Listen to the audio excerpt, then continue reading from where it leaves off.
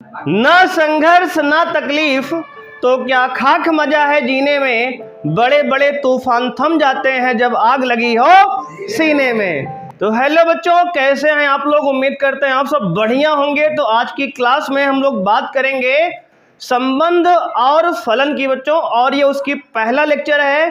तो आज से नया बैच बच्चों स्टार्ट होने वाला है क्लास 12th का, यानी 2 जनवरी 2023 से बच्चों।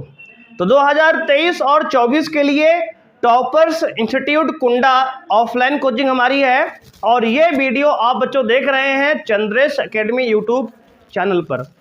तो आज से हमारी जो है कुंडा में ऑफलाइन कोचिंग का नया बैच 10th और 12th का स्टार्ट हो रहा है। तो आज की क्लास में हम बात करेंगे रिलेशन एंड फंक्शन की, और उसमें सबसे पहले आज हम जानेंगे रिलेशन कितने प्रकार के होते हैं। अच्छा, सबके लौंडों के चेहरे पर मुस्कान आ चुकी है। तो विद्यार्थियों की सबसे बड़ी समस्या क्या होती है, उस बारे में हम थोड़ा बात करेंगे। तो नोट करेंगे आप, विद्यार्थियों की सबसे बड़ी समस्या क्या है? विद्यार्थियों की सबसे बड़ी समस्या क्या होती है? तो ये सबके साथ होता है, ऐसा नहीं कि केवल आपके साथ होता है, ये हमारे साथ भी होता है, तुम्हारे साथ भी होता है, सबके साथ होता है, ठीक है ना। तो इसका इलाज क्या है वो भी हम बात करेंगे। तो विद्यार्थियों की सबसे बड़ी समस्या है क्या? तो सबसे पहले हम लोग बच्चों इस पे बात कर लेते हैं ना। आज पहली क्लास है, थोड़ा बेसिक बात करते हैं, ठीक है ना।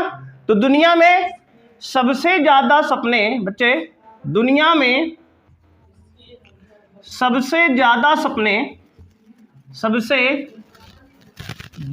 सपने इसी बात से तोड़े जाते हैं,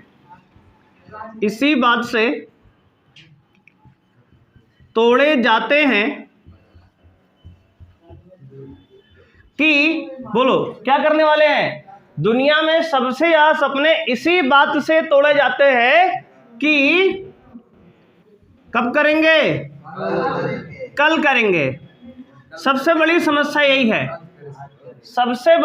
यही है कि दुनिया में सबसे ज्यादा सपने इसी बात से तोड़े जाते हैं कि कब करेंगे? कल करेंगे। और कल ये कभी नहीं आता है। बात समझ रहे हो कि नहीं?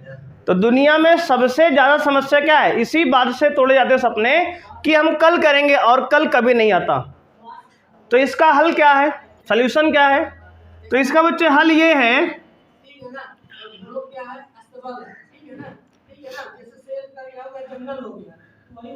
कल होने ही ना दे, है ना। आज से ही शुरू करें, आज और अभी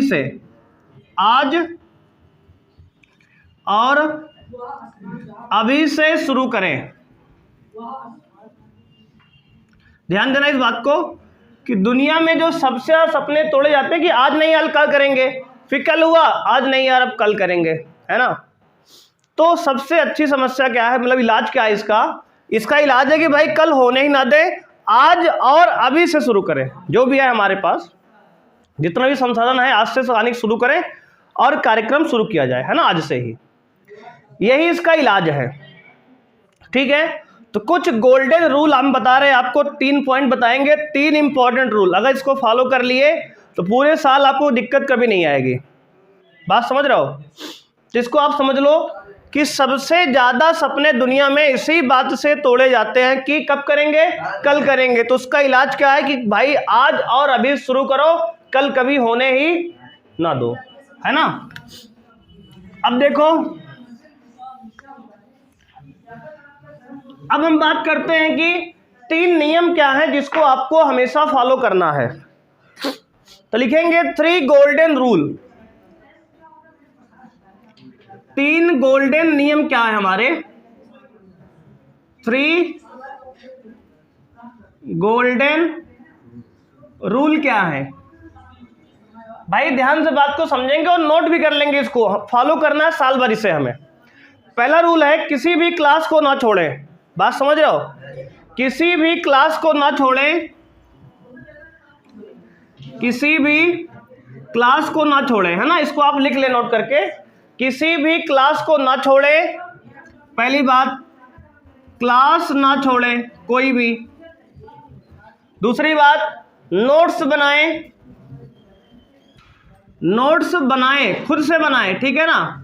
ये नहीं कि हम आज फोटो खींच लिए, स्क्रीनशॉट ले लिए, कल बनेंगे, नहीं, कुछ नहीं, आज लिखना, आज का काम आज करना है। जो स्क्रीनशॉट ले रहा है, मान लो पीछे जाता रहा, उसका फिर सिलेबस इनकम्प्लीट हो जाएगा, पीछे छूट जाएगा, जिसे बैकलॉग कहते हैं हम लोग, मतलब बैकलॉग लगता चला जाएगा, पीछे होता चला जाएगा सिलेबस, फिर कभी कंप्लीट नहीं हो पाएगा तुम्हारा सिलेबस आगे समय से। तो नोट्स, क्लास ना छोड़े, पहली बात है। दूसरी बात है, नोट्स बनाएं और साथ ही साथ रिवाइज करें, रिवाइज करें, रिवाइज सबसे जरूरी है, दोहराएं उसे बार बार, है ना।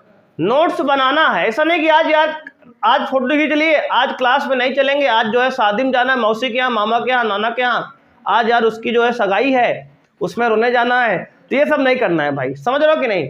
डेली आना है, आज भाभी को बुखार आया, दवा करा लीजिए आप, ओ भैया जी कराएंगे, तुम्हारा काम है केवल डेली क्लास में आना है समय से, है ना, सारा काम बाद में। पहला रूल, पहला काम क्या है, क्लास में डेली आना है, चाहे बुखार हो चाहे पेट दर्द करे, आना है समय से, बात समझ रहे हो कि नहीं। और दूसरा नियम क्या है, दूसरा मोस्ट इंपॉर्टेंट रूल क्या है, बोर्ड पहली पसंद, है ना, पहली प्रायोरिटी बोर्ड को देनी है आप। और दूसरा, और सभी को दूसरा मानना है भाई, सबसे पहले बोर्ड को ध्यान देना है हमारे, क्योंकि जो बोर्ड हमें देना है 12th का, सबसे पहली हमारा काम होना चाहिए, हमारी पहली प्रायोरिटी उसे देना है ना। जैसे मान लो अब तुम्हारा दोस्त कोई हो, है ना, अब दोस्त कोई भी हो सकता है, तो मान लो कह दे कि आओ यार चलते हैं घूमने, आज आओ, आज चलते हैं मनगढ़, है ना, आज वो भी आ रही है, तो ये नहीं कि आप चले गए, नहीं, बिल्कुल नहीं, पहले क्लास करेंगे, पहले भाई जो हमको काम मिला कंप्लीट करेंगे, नोट्स बढ़िया बनाएंगे, रिवाइज करेंगे, अगर समय मिलता उसके बाद हमारा, तो फिर चलेंगे उससे भी मिलने, मतलब पहली पसंद हमारा बोर्ड होगा, सबसे पहले हम बोर्ड को ध्यान रखेंगे, बात समझ रहे हो कि नहीं। ये दूसरा नियम है पढ़ने का। और तीसरा नियम, लास्ट नियम क्या है, तो आप तीसरे नियम में लिखेंगे, अपने अध्यापक की बात 100% माने। हाँ, ये जरूरी बातें हैं, है ना, नहीं तो बच्चे परेशान रहते हैं कि यार सर जी लेट हो रहा है, सिलेबस कंप्लीट नहीं हो रहा समय से, हम 10 एक आध चैप्टर यूट्यूब से कर लेते हैं, अगर यहाँ कर लिए, वहाँ पढ़ लिए, यहाँ कर लिए, जल्दी कर लेते हैं, पूरा कर लें, ये हो जाएगा, वो हो जाएगा, कुछ नहीं होगा। फिर मास्टर की बात को, टीचर की बात को 100% आपको फॉलो करना है, मानना है, 100% मान के चलना है। अगर ये 3 नियम आप फॉलो कर लेते हो तो 100% जो है आने वाला रिजल्ट जो है बेहतर होगा, और उसका परिणाम जो है खतरनाक होगा बिल्कुल। जैसे कल देखे हो कि भौकाल था बच्चों का जो पीछे टॉप किए हैं अपने यहाँ, वैसे आने वाले समय में तुम्हारा भौकाल होना चाहिए, है ना, तुम्हें भी आगे बुलाया जाएगा, वहाँ भी सम्मान होगा। बात समझ रहे हो कि नहीं समझ रहे हो, चाहते हो नहीं सम्मान, तो उसके लिए क्या करना पड़ेगा, मेहनत। अगर साल भर मेहनत भौकालिस कर लिए, भौकाल क्या होगा, अगले साल तुम्हारा भी क्या होगा, माहौल बन जाएगा, भौकाल बन जाएगा, फिर तुम्हें भी हर इवेंट में इंस्टीट्यूट में बुलाया जाएगा, और भी सब जगह बुलाया जाएगा, सम्मान होगा, यहाँ तो होगा ही, है ना। हर जितने प्रोग्राम होंगे आगे से, उसमें तुम इनवाइट रहोगे, बुलाया जाएगा, तुम्हारा सम्मान किया जाएगा, रिस्पेक्ट होगी, तुम भी अपने जूनियर को कुछ बताओगे कैसे पढ़ना है, क्या करना है, जिससे बच्चे बताते हैं आते हैं। तो ये सब तब होगा जब आप ढंग से पढ़ोगे साल भर, है ना। तो ये 3 नियम आपको याद रखना है, क्लास ना छोड़े पहला नियम भाई, दूसरा नोट्स बनाएं और रिवाइज करें, रिवाइज जरूरी ज़्यादा है, नोट्स बना के रिवाइज करना है, छोड़ना नहीं है कुछ भी इसमें से। नोट्स ऐसा नहीं कि भाई आज वाली क्लास छूट गई तो उसका स्क्रीनशॉट ले लिए, कहीं से फोटो खींच लिए, लिख लेंगे कभी समय मिलेगा, तो नहीं, आज कहाँ लिख डालो उसको। जैसे मान लो कभी बहुत ज़्यादा इमरजेंसी हो गई, आप नहीं आ पाए क्लास में, अगर ज़्यादा इमरजेंसी है तो ना हो, ठीक है, लेकिन उसका जो है नोट्स किसी से ले लो, उसको पूरा कंप्लीट कर डालो, बात समझ रहे हो कि नहीं? और बोर्ड पहली पसंद है ना, पहली पसंद कौन है? बोर्ड है। दूसरी पसंद ओ, समझ रहे हो कि नहीं? वो हमारा मतलब क्या है, उसको दूसरी पसंद रखोगे आप, पहले बोर्ड। पहले काम निपटा के समय मिलेगा तो हाँ 2 मिनट बतिया लेंगे, अलग बात हो। अपने अध्यापक की बात माने भाई, है ना, इसको तो मानना पड़ेगा, क्योंकि अगर विश्वास ही नहीं है जिस पे तुम पढ़ रहे हो तब भी कुछ नहीं होने वाला है। विश्वास तो करना पड़ेगा, बात समझ में? विश्वास बड़ी बात है। आप जिससे पढ़ रहे हो मास्टर को विश्वास तो करना पड़ेगा, उस पर आप 100% आंख बंद करके विश्वास करो, बेहतर होगा आने वाला समय। ये बातें आपको मान के चलना है, बात समझ रहे हो? बस ये हमारे रहे गोल्डन रूल, इसको आपको समझ के चलना है।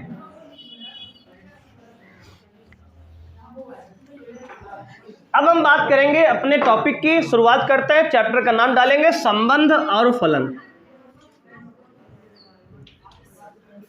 संबंध एवं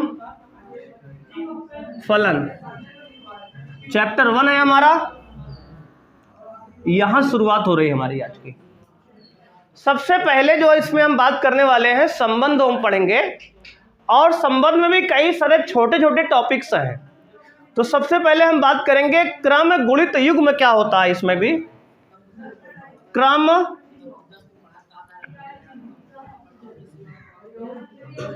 गुणित युग्म, क्रम गुणित युग्म क्या बच्चे? Ordered pair.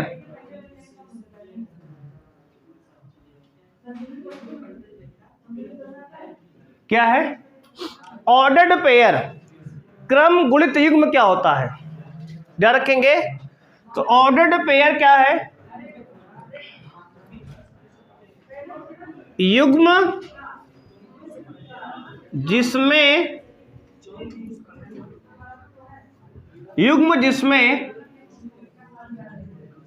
क्रम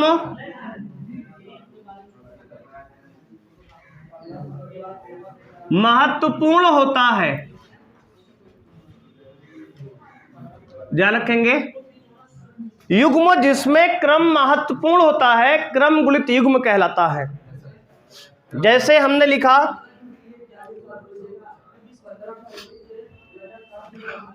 1,2, ठीक है ना? क्या लिखा?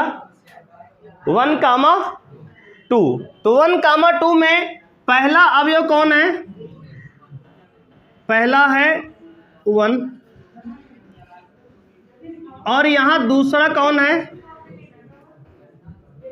दूसरा अवयव 2 है। और अगर हम लिख दें 2,1, तो इसमें पहला अवयव कौन है? पहला अवयव 1, 2 है, और दूसरा अवयव क्या है? ठीक है, दोनों अलग अलग है कि नहीं है? तो ये क्रम गुणित युग्म है। युग्म जिसमें क्रम महत्वपूर्ण होता है, क्रम गुणित युग्म कहलाता है। जैसे हमने लिखा 1,2 और 2,1, दोनों अलग अलग बातें हैं। क्या है? दोनों अलग अलग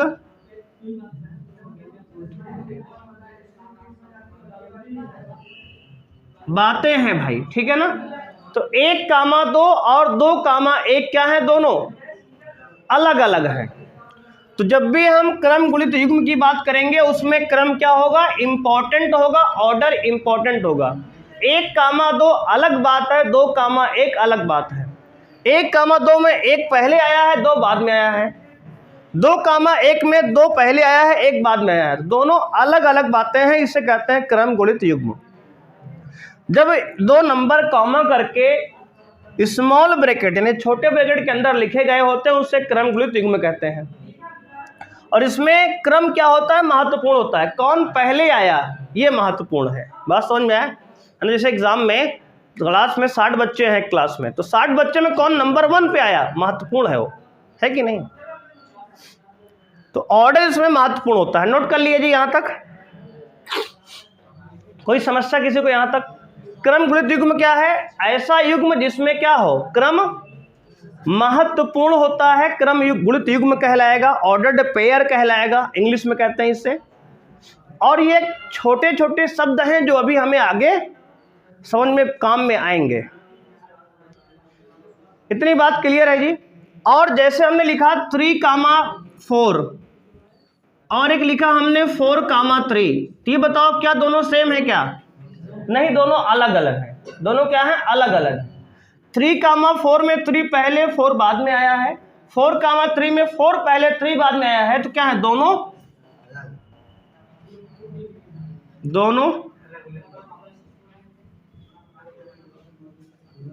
अलग अलग हैं भाई, बात समझ रहे हो? दोनों क्या हैं? अलग अलग हैं। 3,4 और 4,3 में दोनों क्या हैं? अलग अलग हैं। ये बात हो गई ऑर्डर्ड पेयर यानी कि क्रम गुणित युग्म की। अगर यहां तक किसी कोई समस्या तो बताओ, अदरवाइज हम लोग आगे बढ़ेंगे। क्लियर है जी मामला?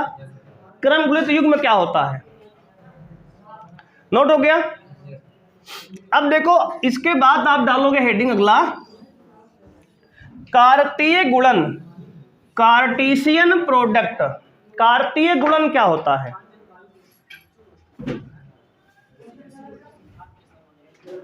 कार्तीय गुणन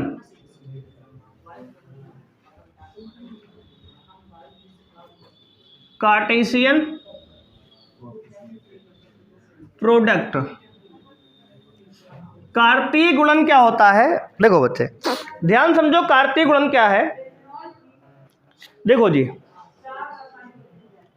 अगर मान लो हमारे पास 2 या 2 से अधिक समुच्चय है। देखो, एक समुच्चय ए है जिसमें अवयव है हमारे पास 1, 2, 3। ठीक है, समझो होता क्या है। पहले ये एक समुच्चय है ए जिसमें अवयव क्या है? 1, 2, 3 है, 3 अवयव हो गए। दूसरा समुच्चय हमारे पास बी है जिसमें अवयव मान लेते हैं 4, 5 है। तो जो ए क्रॉस बी होता है, ए क्रॉस बी, इसे कहते हैं कार्तीय गुणन। क्या कहेंगे? कार्तीय गुणन। ए क्रॉस बी निकालना। अब कैसे निकले क्रॉस बी? देखो ध्यान से, इसमें होते हैं ऑर्डर्ड पेयर, क्या? क्रम गुणित युग्म। कहां सीखे सर? अभी ऊपर सीख के आए हैं। कैसे? देखो, 1 का गुणा 4 के साथ, 1,4 गुणा बोल रहे, लेकिन गुणा करेंगे नहीं, है ना? बात समझ रहे हो? 1 का मल्टीप्लाई 4 के साथ, तो 1 मल्टीप्लाई 4 नहीं लिखेंगे, 1,4 लिखेंगे। क्रम गुणित युग्म आएंगे इसमें, जो भी पीछे पढ़ के आए। 1 का मल्टीप्लाई 4 में 1,4, फिर 1 का 5 में 1,5, फिर 1 का 4 में हो गया, 1 का 5 में हो गया। ध्यान सुनना, 1 का 4 में हो गया, 1 का 5 में हो गया। क्लियर? 1 का सबके साथ हो गया ना। अब 2 का 4 के साथ, 2,4, फिर 2 का 5 के साथ, 2,5, फिर 3 का 4 के साथ, 3,4, 3,5। ये हमारा है कार्तीय गुणन। बात समझ में आई जी? तो कार्तीय गुणन क्या है? अगर 2 अरिक्त समुच्चय है, मतलब रिक्त ना हो, अगर रिक्त ही होंगे तो उसका गुणन कुछ नहीं आएगा, रिक्त हो जाएगा। तो हमने कहा 2 अरिक्त समुच्चय का कार्तीय गुणन क्या होता है? तो कहोगे ए बी के सभी संभव क्रम गुणित युग्म, जितने भी संभव ऑर्डर्ड पेयर हैं, जैसे हमने यहां लिखे हैं, जो भी संभव पॉसिबल हो सके सबको गुणा करके लिख लो, वही हमारा क्या होगा? कार्टेशियन प्रोडक्ट होगा, कार्तीय गुणन होगा। डिफिनीशन काम में नहीं आएगी, ना पूछा जाएगा आपसे, तब भी हम लिखवा दे रहे हैं अभी। प्लीज समझ लो कैसे होता है। 1 का गुणा 4 के साथ 1,4, 1 का 5 के साथ 1,5, 2 का 4 के साथ 2,4, 2 का 5 के साथ 2,5, 3 का 4 के साथ 3,4, 3 का 5 के साथ 3,5। ऐसे हम गुणा करते हैं, इसे कहते हैं कार्टेशियन प्रोडक्ट, कार्तीय गुणन। बात समझ में आई जी?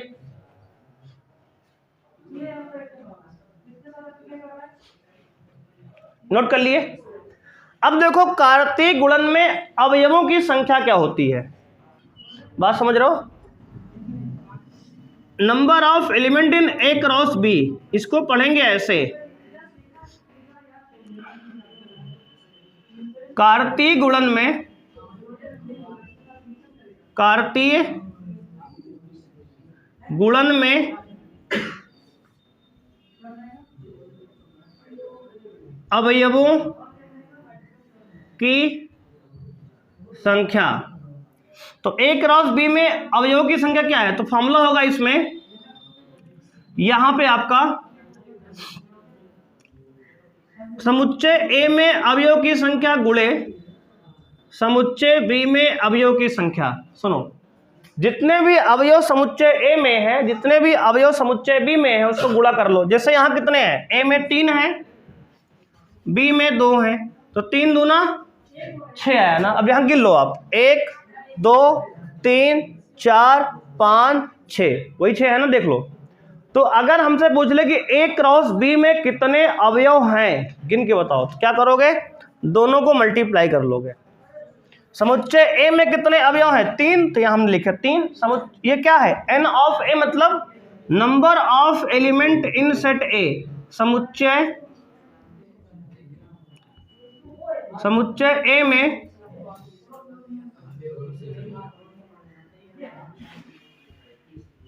अवयवों की संख्या, समुच्चय A में अवयवों की संख्या, ठीक है। ऐसे ही n ऑफ B क्या लिखा है? समुच्चय B में अवयव की संख्या। तो समुच्चय A में अवयव की संख्या कितनी है जी? 3। समुच्चय B में कितने अवयव हैं? 2, मल्टीप्लाई कर लेंगे तो A क्रॉस B में कितने अवयव हैं? 6 आ गया। वही अवयव देखो 1 2 3 4 5 6 यहां से आएंगे। बात समझ में आई?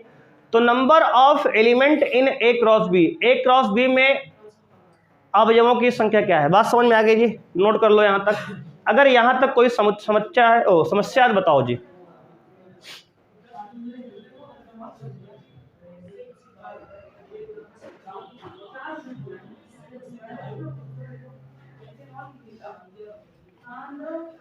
नोट हो गया जी? मिटा ले जी। अब देखो भाई, अब ध्यान देना, इसके बाद हमने समझ लिया कार्तीय गुणन क्या है। अब कार्तीय गुणन की परिभाषा समझते हैं क्या होती है ना। समझ तो गए क्या है। अब डालोगे आप कार्तीय गुणन की परिभाषा। कार्तीय गुणन, कार्तीय गुणन ध्यान देंगे आप तो लिखेंगे 2 अरिक्त समुच्चय A व B, 2 अरिक्त समुच्चय A व B, ध्यान देंगे 2 अरिक्त समुच्चय A व B के सभी क्रम गुणित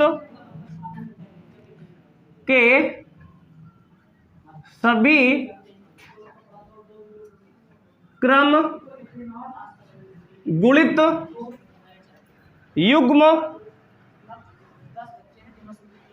AB, ठीक है ना। 2 अरिक्त समुच्चय A व B के सभी क्रम गुणित युग्म AB के समुच्चय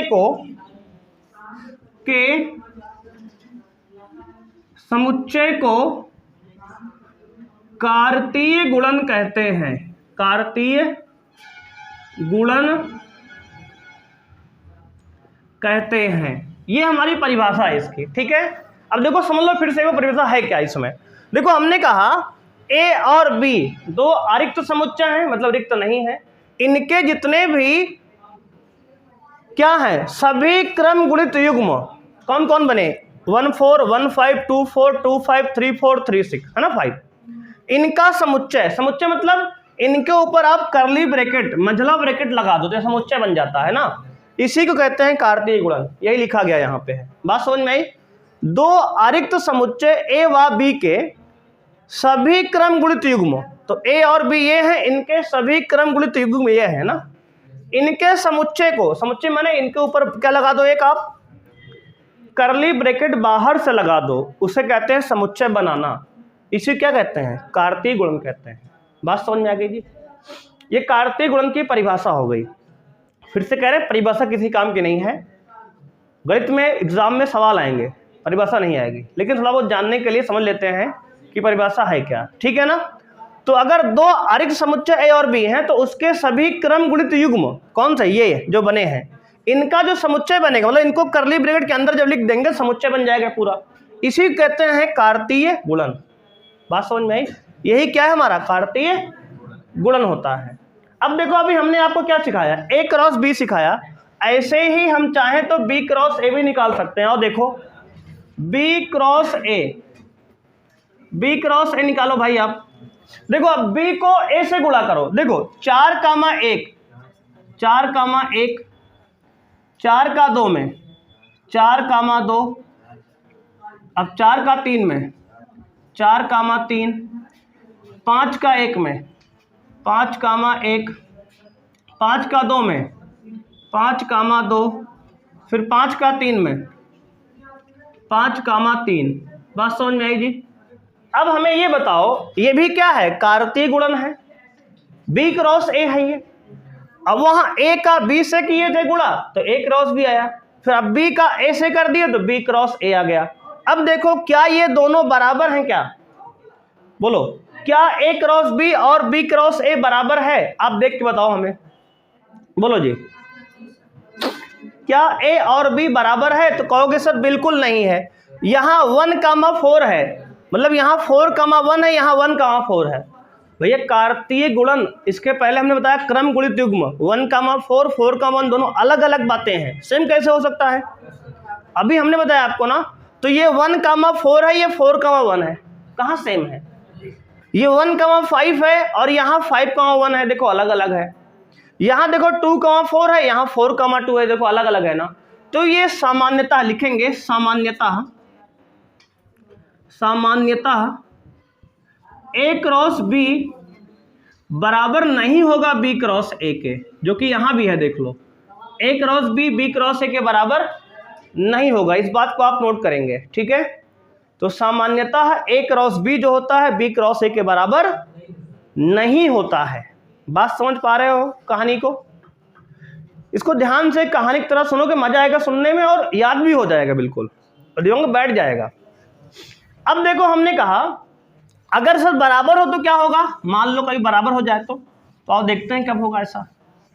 तो लिखेंगे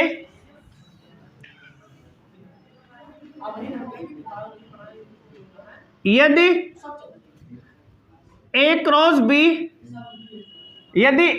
बी जो है बराबर है बी क्रॉस ए के, मान लो ए क्रॉस बी जो है बराबर है बी क्रॉस ए के, मान लो तब कब होगा? ऐसा तभी होगा जब ए बराबर बी हो, ठीक है। ऐसा तभी होगा जब ए बराबर बी हो। बात समझ रहे हो? ठीक है जी। तो भाई ऐसा तभी हो सकता है जबकि ए बराबर क्या हो, बी हो। मतलब अगर ए क्रॉस बी और बी क्रॉस ए बराबर होगा तो इसका मतलब है कि ए और बी भी बराबर थे, तभी ऐसा हो सकता है। ये कंडीशन है इसकी। तो A cross B B cross A तब होगा जब ए और बी भी बराबर होंगे आपस में, अदरवाइज ऐसा कभी नहीं होगा। बात समझ रहे हो कि नहीं समझ रहे हो? तो ए क्रॉस बी और बी क्रॉस ए बराबर कब होगा जी?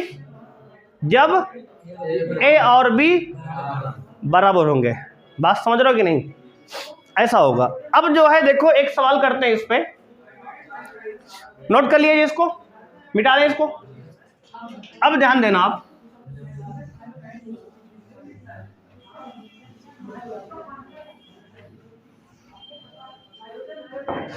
अब देखो ये ध्यान देना, कह रहा है कि x और y का मान ज्ञात कीजिए। एक सवाल करेंगे, x और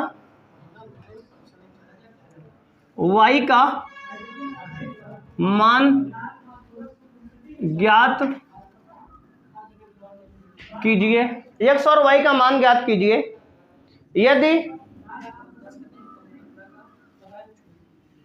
x plus Y comma x minus 2y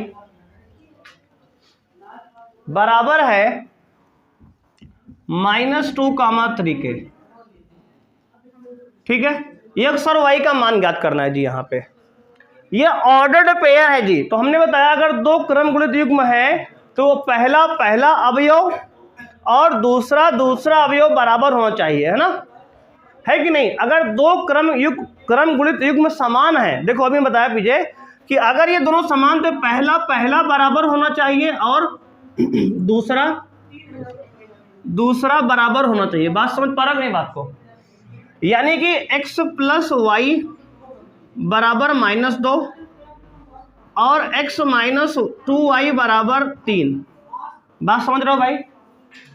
अगर कह रहा है कि ये दोनों बराबर हैं, बात समझना, अगर ये कह रहा है कि ये दोनों बराबर हैं तो इसका मतलब क्या होगा? पहला पहला अवयव बराबर है, दूसरा दूसरा अवयव बराबर है। ठीक है, तो इस तरह का सवाल पेपर में आएगा हमारे कि कहेगा अगर ये दो क्रम गुणित युग्म समान है तो x और y का मान बताओ। कर लोगे ना? क्या करोगे? पहला पहला अवयव बराबर कर दो, दूसरा दूसरा कर दो बराबर। बात समझ में आ रही है? अब एक बार इसको क्या करो, इसमें सॉल्व करके x y निकालना है तो एक बार घटा लो, घटाने पे ये माइनस, ये प्लस और ये माइनस हो जाएगा, ये x से x कट जाएगा, क्या आएगा? 3y बराबर -1 आएगा। तो y बराबर क्या आएगा? -1/3,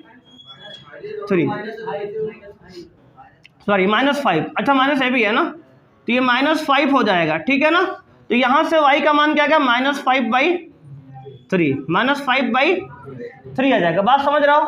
अब इस y के मान को समीकरण 1 में रख दो, x प्लस वाई बराबर यहाँ से -2 है तो यहाँ से हो जाएगा x -5/3 बराबर -2, तो x बराबर हो जाएगा -2 और प्लस 5/3। तो यहाँ सॉल्व करेंगे तो x बराबर होगा 3 दूनी 6 प्लस 5/3, यानी कि होगा आपका -1/3। बात समझ में आई कि नहीं आई?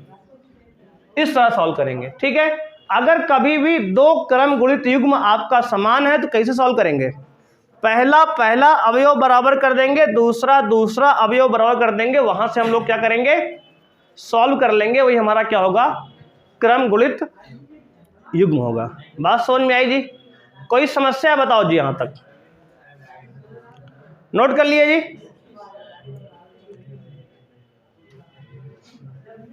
बात क्लियर है जी? तो आज की क्लास में हम लोग इतना ही बात करेंगे। ठीक है, तो उम्मीद करते हैं कि आज की क्लास आपको पसंद आई होगी। तो मिलते हैं बच्चे नेक्स्ट क्लास में। Thank you, bye.